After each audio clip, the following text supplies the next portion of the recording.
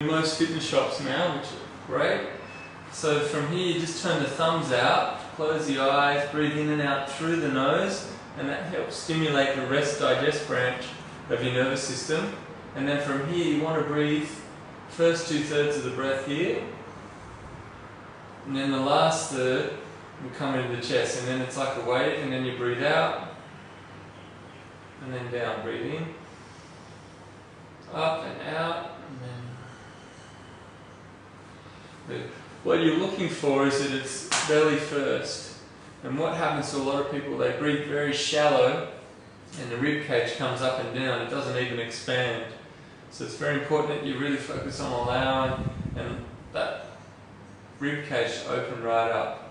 So from here, just by having the shoulders relaxed and down, with the palms turned up and the thumbs out, tongue on the roof of the mouth, and just breathing and relaxing, and every time your mind wanders off, just come back to the breath.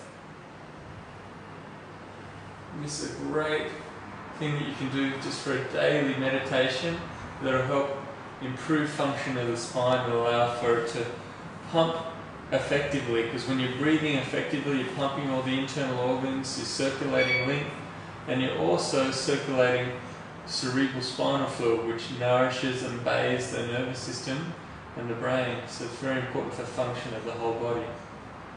So when you first start doing this, I recommend just only spinning around 1 minute to 2 minutes. If you get any pain, stop straight away. But slowly build up to around 5 minutes. You can do longer, but if you make it a daily practice, it's really going to go the distance and it's going to be a lot better than just doing it once a week for 10 minutes if you do it daily for a couple of minutes. When you're coming off, keep the tongue on the roof of the mouth and just come to the side. And avoid just coming straight off. You want to make sure as well that you draw and activate the core, so drawing in the belly button, lifting up the pelvic floor when you come off.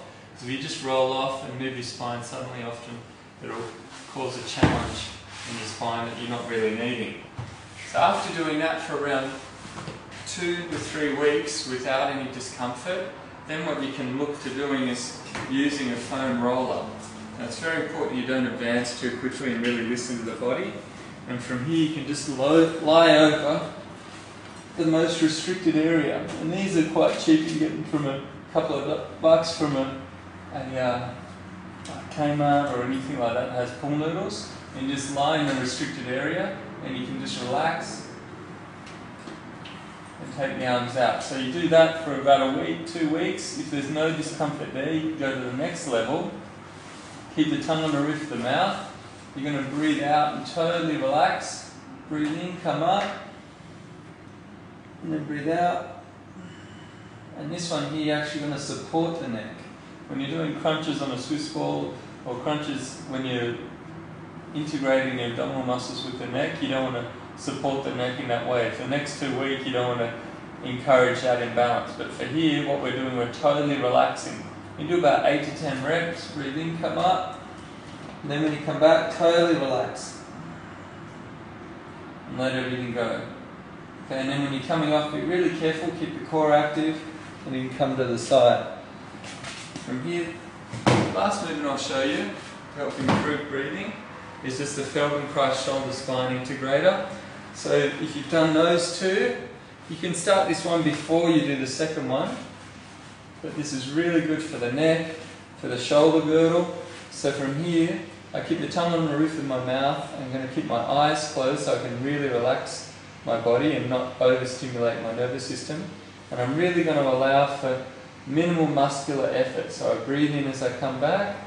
And my hand's going to touch along the skin, because if I've got any pain in my neck, the touch will help override any pain. So it's good practice to do that. And it also helps relax much more, so that way you're not trying to lift your arm. You come back, hand comes to the chin, keep breathing in, and now I'm going to look with my eyes, because the eyes work with the spine. And then when I come back, I'm going to breathe out. Breathing in as I come back, my hips stay still, looking with my eyes, and then breathe out as I come back to this position.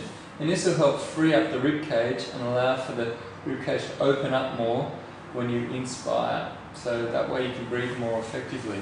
So if you do about 8 to 10 each side at a really slow breathing pace, that'll help regulate your breathing. And this is what will help allow for the entrainment of your biological oscillators in your body, your heart rate, respiratory rate, and your peristaltic rate.